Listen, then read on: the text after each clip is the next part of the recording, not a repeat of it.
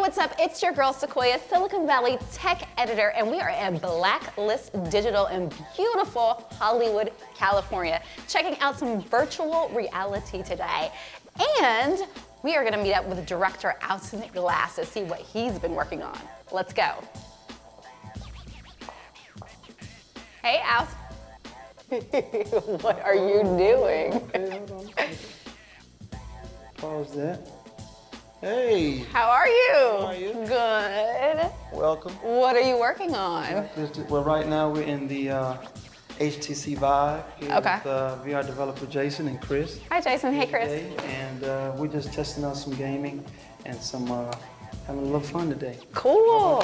Pop in and get a little taste of I would love to.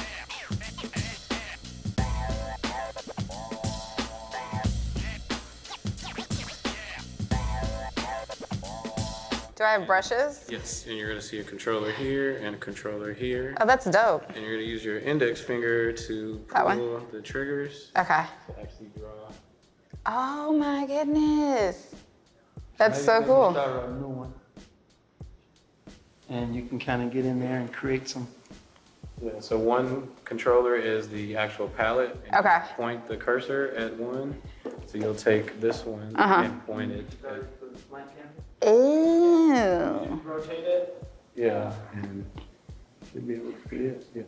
Oh, that is awesome. So there's also other colors that you can use. There's Okay. other brushes. A lot of artists like to actually create 3D sculpting because you can actually walk in the 3D Oh, that's space. true. So you can actually, and another thing is you can draw on the ground and look down at the items that you draw at. Oh, so you my can look at them goodness. from different angles. That's so cool. That is so cool. What is this? Is that like on the ground? Yeah, it could be like a. Yeah, it's a Okay. shadow. Like, that is awesome. Oh, so it creates three-dimensional shadows as well. Yeah, so you have your like 3D space. So if you wanted to make a tropical island in there, artwork-wise, you can do that as well.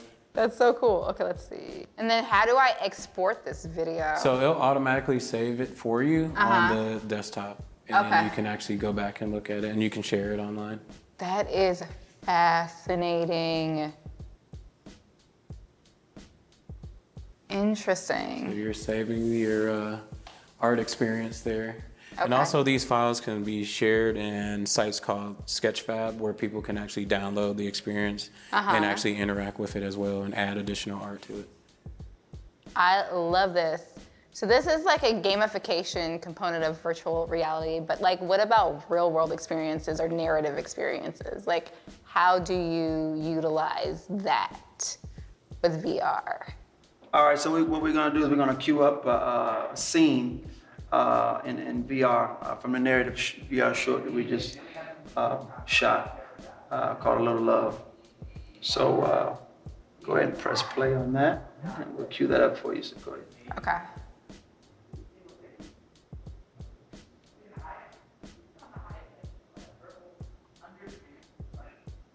So you have full view, 360 in the whole room. Oh my goodness. So this is super interesting. Can I walk around or how does You this? can look up, down, look Okay. aside. You have a full view of the room. Ah, that's so freaky because there's like no feet. So now you know you're like a presence in the room. So I'm like a part of the party. I like this. There you go. I think that's really interesting because that's an interesting way to interact with the actual characters. Having the person who's immersed in the environment interacting with the characters seems really cool. Is that something you've thought about doing? Well, you know, as VR continues to develop, they're going to be creating more ways Yeah, to look, be he looked at me. interactive. The little boy just looked at me. So how exactly is this made? So basically, when you're shooting, you know, narrative content, we decided to use, you know, various different types of cameras because we had different parts of the story that required different tools.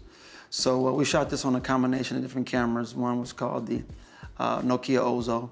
Okay. And we also we wanted to get the characters really close and do some animation, in 3D animation. So we also used a red weapon camera, and we use a process called nodal, which is Okay. kind of like shooting panoramics. Okay. So we can get the characters like extremely close to the camera. And that's sort of a surprise that you have to see when you watch the narrative short film. I'm excited.